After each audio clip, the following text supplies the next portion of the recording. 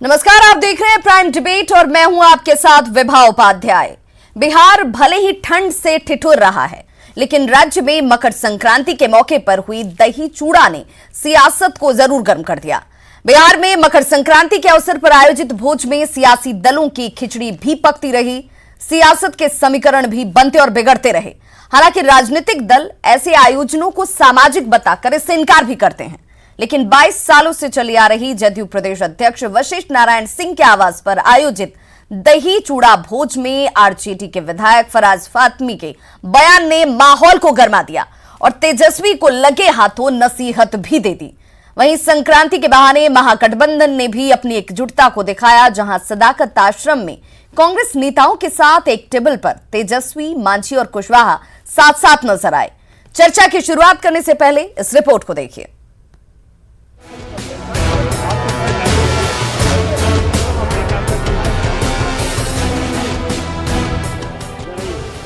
बिहार की राजधानी पटना में पूरे दिन सियासी चूड़ा दही भोज की हलचल दिखती रही। जेडीयू प्रदेश अध्यक्ष वशिष्ठ नारायण सिंह के आवास पर एनडीए के नेता जुटे तो कांग्रेस दफ्तर सदाकत आश्रम में महागठबंधन के नेताओं का मेल मिलाप चलता रहा। नेताओं ने दही चूड़ा, गुड़ और तिलकुट के साथ आलू दम का लुत्फ उठाया। हालांकि मौका मकर संक्रांति का था, पर बातें सियासी होती रहीं। पत्रकारों ने मुख्यमंत्री नीतीश कुमार से सीएए और एनआरसी पर सवाल किए तो आज के दिन वो मीठी मीठी बातें करने की नसीहत देकर निकल लिए। आज आज चूड़ा दही खाइए आराम से। और आज का दिन हम शुरू से कह दिए, मकर संक्रांति के दिन आपस में प्रेम का और सद्भावना का भाव होता है। आज के दिन उस विषय की चर्चा मत करिए जिसमें लगे कि अलग अलग ओपिनियन है और कुछ झगड़े का माहौल है, ये ठीक नहीं है।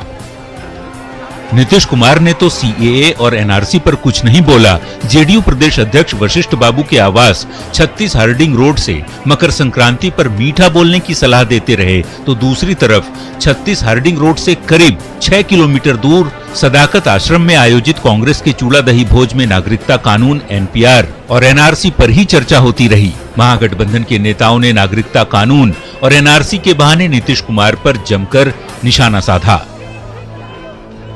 एनपीआर हो ही जाएगा, जो कि पहला स्टेप है एनआरसी का। तो आप समझिए कि आप एनआरसी को तो रोक नहीं पाए, तो उनके मन में तो छल कपट है ही। मामले को टालना था, टाला उन्होंने, लेकिन कितने दिनों तक टालेंगे? बिहार की जनता और आवाम देख रही है। नीतीश कुमार जी से भी मैं आह्वान करूंगा कि अगर जिन लोगों ने, सेक्युलर लोगों ने आपको नेता बनाया, आपको हमारे साथ आप रहे, तब आप मुख्यमंत्री बने थे, कहाँ गई आपकी विचारधारा? एक तरफ नागरिकता कानून पर नीतीश कुमार का स्टैंड कांग्रेस और आरजेडी को अच्छा नहीं लग रहा, तो दूसरी तरफ आरजेडी के विधायक फराज फातमी ने वशिष्ठ नारायण सिंह के चूड़ा दही भोज में पहुंचकर नागरिकता कानून और एनआरसी पर नीतीश के स्टैंड का समर्थन कर हलचल मचा दी। तेजस्वी जी को भी विचार करना चाहिए, सोचना चाहिए इस बारे में, और पार्टी हम लोग सभी को विचार करना चाहिए। सब लोग, हमारे जो पार्टी के लोग हैं, उनको विचार करना चाहिए कि भाई जब एनआरसी पे स्पष्टता के साथ उन्होंने 3-4 जगह स्टैंड को क्लियर किया है कि हम किसी भी हाल में यहाँ लागू नहीं होने देंगे बिहार में, तो खत्म हो गई बात। वही बात खत्म हो गई, तो इस पर फिर आगे क्या चर्चा? अब इसे ही तो सियासत कहते हैं। इधर तेजस्वी यादव एनआरसी का रोना रोते रहे, दूसरी तरफ उन्हीं के विधायक ने जेडीयू के चूड़ा दही भोज में पहुंचकर नीतीश के स्टैंड का समर्थन कर दिया। न्यूज़ 18 के लिए पटना से आनंद अमृतराज, रवि एस नारायण और नीलकमल की रिपोर्ट। और चर्चा के लिए हमारे सारे मेहमान हमारे साथ इस वक्त जुड़ चुके हैं, उनका तारुफ सबसे पहले कराते चले। निखिल मंडल, प्रवक्ता जेडीयू, आपका बहुत स्वागत। असफर शमसी साहब, प्रवक्ता बीजेपी, आपका भी बहुत स्वागत। दानिश रिजवान, प्रवक्ता हम, आपका भी बहुत स्वागत है। और डॉक्टर संजय कुमार, राजनीतिक विश्लेषक हैं, आपका भी बहुत स्वागत। मेरा सबसे पहला सवाल दानिश रिजवान साहब आपसे ही है। आप लगातार जब भी डिबेट में, चर्चा में शामिल होते हैं तो कहते हैं कि महागठबंधन में सब कुछ ठीक ठाक है, ऑल इज वेल है, हमारी एकजुटता भी है। आज वो एकजुटता भोज के बहाने नजर जरूर आई, लेकिन जब बात विधायक की आती है, आरजेडी विधायक की आती है, तो वो विधायक आपके भोज में न शामिल होकर जेडीयू के भोज में पहुंच जाते हैं। कहीं ऐसा तो नहीं है कि चुनाव से पहले स्वाद के जरिए सेंधमारी की कोशिश सफल हो गई? देखिए, मुझे एक चीज समझ में नहीं आता है कि जब इस तरह का सवाल उठाने से पहले भारतीय जनता पार्टी के नेताओं से ऐसा सवाल पूछा जाना चाहिए। जब भारतीय जनता पार्टी के विधान पार्षद संजय पासवान सीधे तौर पे नीतीश कुमार जी को मुख्यमंत्री पद से नकार देते हैं, जब सच्चिदानंद राय साफ तौर पे कहते हैं कि नीतीश कुमार जी को वो नेता नहीं मानते हैं, 2020 का जो विधानसभा चुनाव होगा भारतीय जनता पार्टी का अपना नेता होगा और अपने मुख्यमंत्री के चेहरे पर चुनाव लड़ेंगे।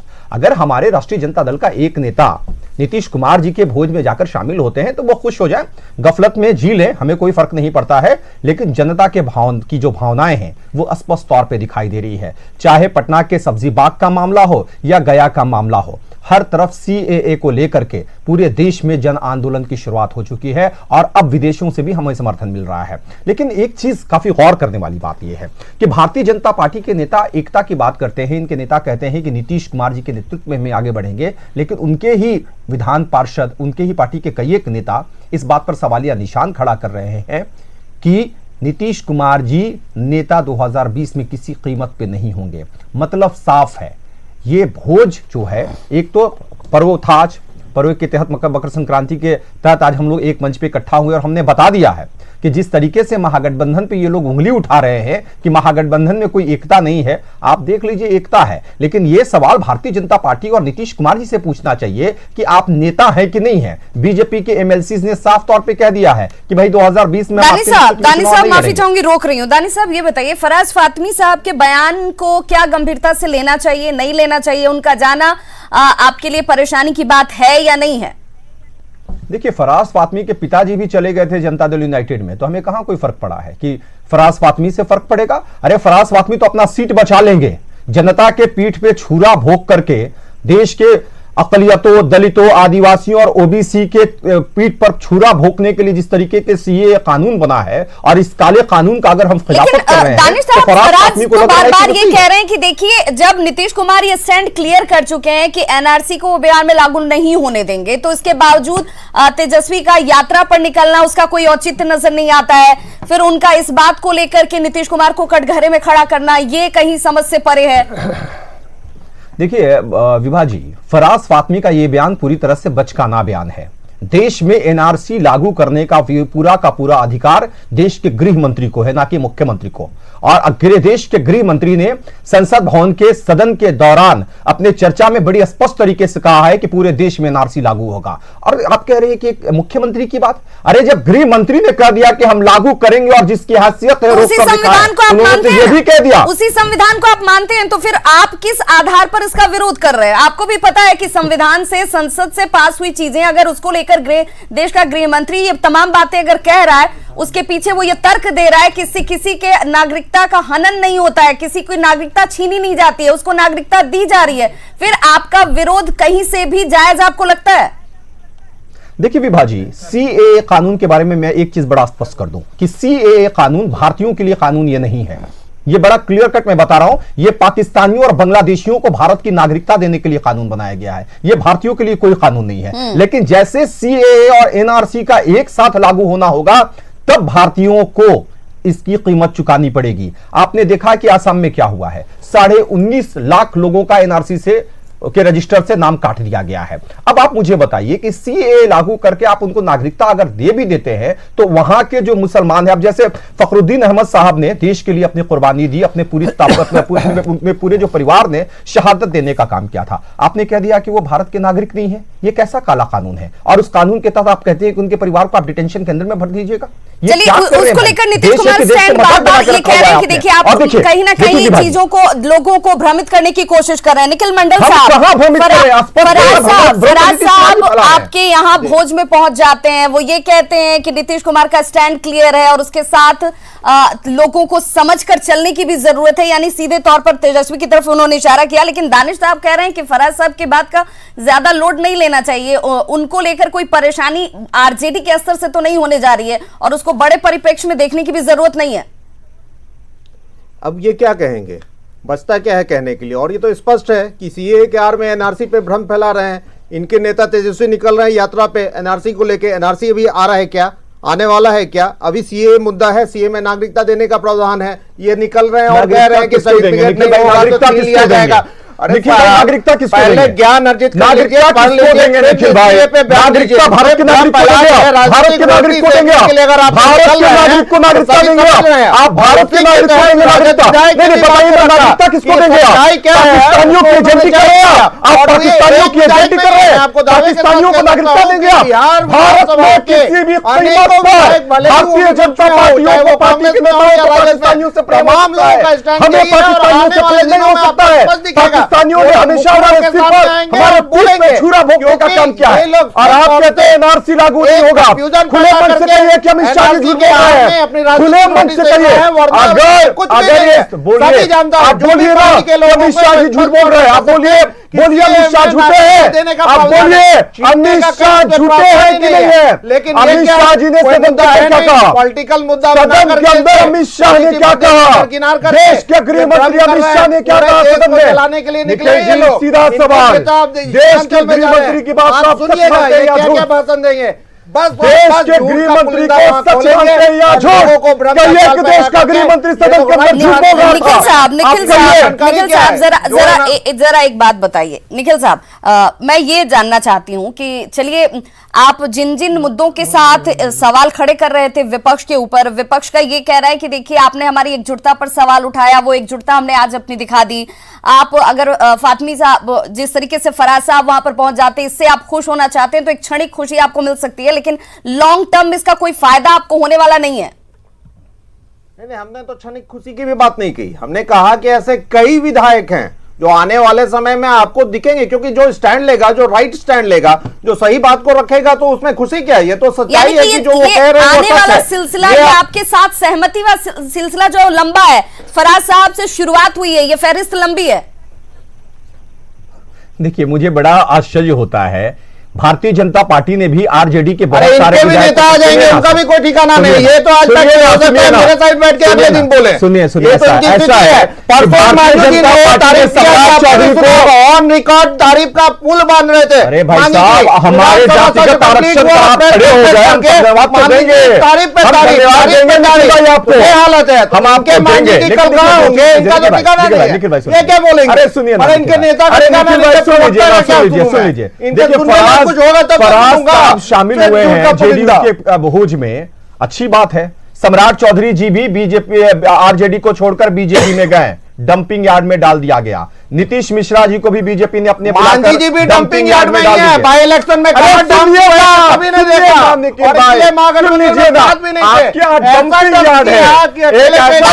दानिश साहब, जरा मुझे ये बताइए कि आज जब आप एक साथ बैठे थे, एक मंच पर बैठे थे, एक टेबल पर बैठे थे, मिठास जो स्वाद है उस रूप में आ भी रही थी, तो क्या आज मांझी जी ये कन्विंस कर पाए तेजस्वी यादव को कि भाई जिस कोऑर्डिनेशन की जरूरत हमारे अंदर है, उस कोऑर्डिनेशन को लेकर कोई एक मूर्त रूप बन जाए, कोई एक कमेटी बन जाए, जिसके बाद हम आखिर चुनाव की तरफ आगे बढ़ पाए? वो बात हो पाई क्या? देखिए, एक चीज विभाजी मैं स्पष्ट कर दूं कि आज आदरणीय नेता श्री तेजस्वी यादव जी ने बड़ा स्पष्ट तरीके से कहा कि राष्ट्रीय जनता दल ने अपने नेतृत्व के बारे में हमें बता दिया है कि आप हमारे नेता होंगे। हमारे नाम की घोषणा महागठबंधन के नेता, सारे नेता बैठ के करेंगे। हमारा स्टैंड वही था, हम उसी स्टैंड पे इनका स्टैंड तो ये था, इसी डिबेट में ये कहते थे कि 31 दिसंबर तक कमेटी। अरे इनको पूछ नहीं रहे हैं, इनको दरकिनार कर दिया गया। पूछिए ना, इसी डिबेट में पूछिए ना कि संजय पासवान सही बोल रहे हैं कि गलत बोल रहे हैं? संजय पासवान सही बोल रहे हैं कि गलत बोल रहे हैं? संजय पासवान गलत बोल रहे हैं कि सही बोल रहे हैं? संजय पासवान नहीं जानते हैं, नहीं जानते हैं,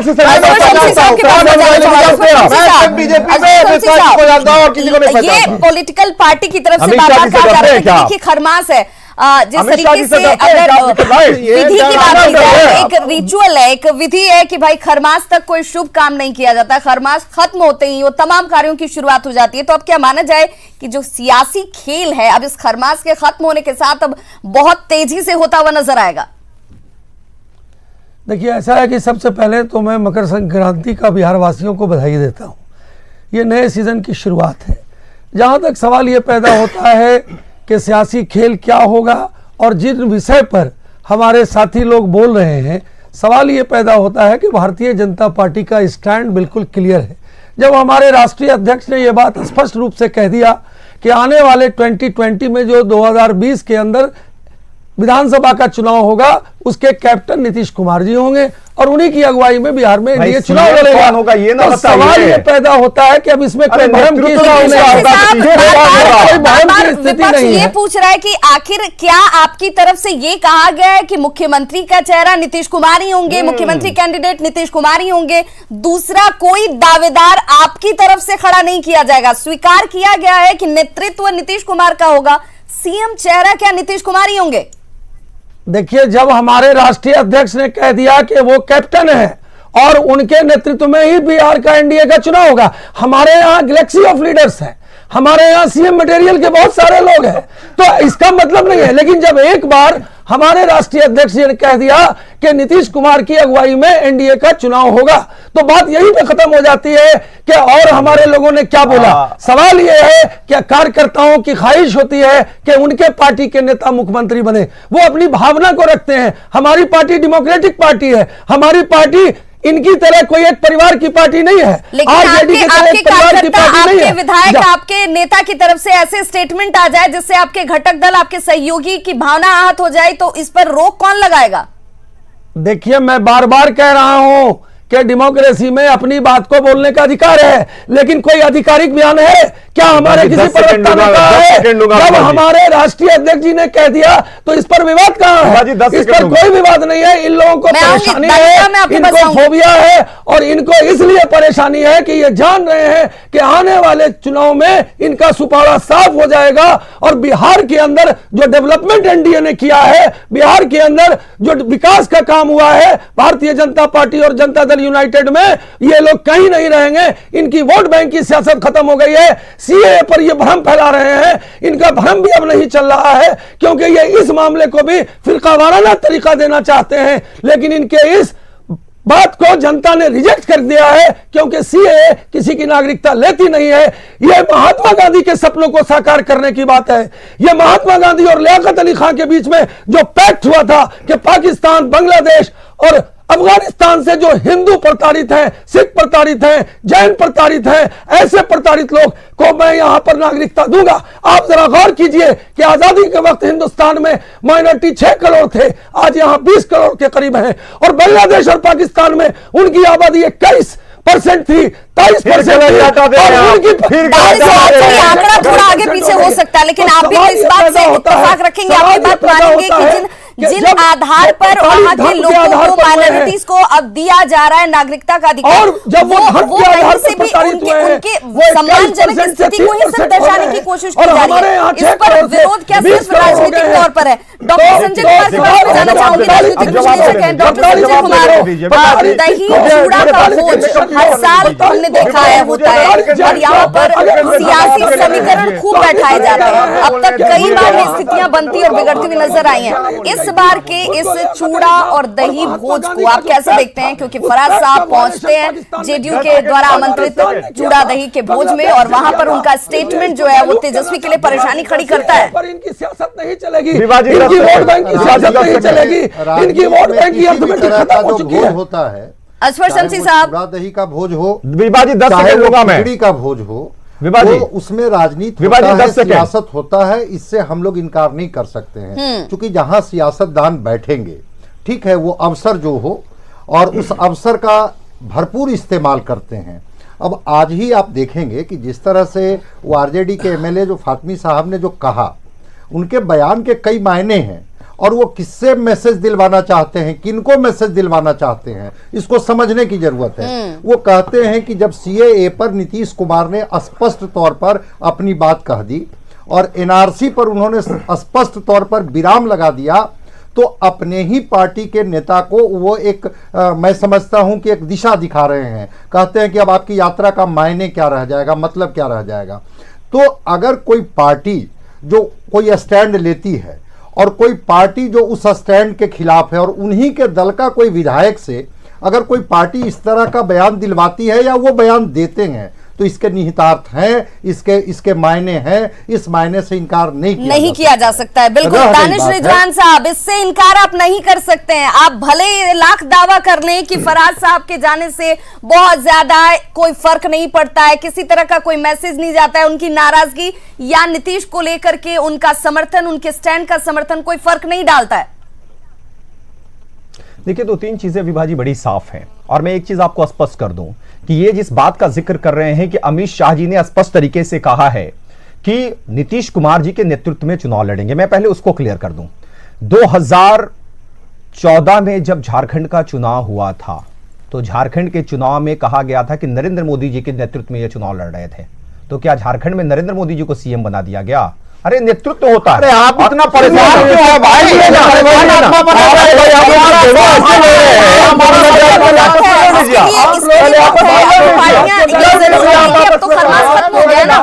अब इसके बाद ही तो सियासत का असली रंग जो है वो साफ नजर आएगा। किसकी अगुवाई, किसका चेहरा, किसके नेतृत्व में, ये तमाम चीजें साफ होंगी। लेकिन फराज साहब का जाना जेडीयू के भोज में और उनका ये स्टेटमेंट देना कि नीतीश का स्टैंड क्लियर है और इसके बावजूद तेजस्वी का यात्रा पर निकलना, इसका कोई औचित्य नहीं बनता है। कितनी बड़ी परेशानी आने वाले वक्त में राजद के लिए और महागठबंधन के लिए खड़ी करेगी, ये देखना बेहद दिलचस्प होगा। बहुत बहुत शुक्रिया आप तमाम मेहमानों का हमारे साथ आज इस चर्चा में जुड़ने के लिए।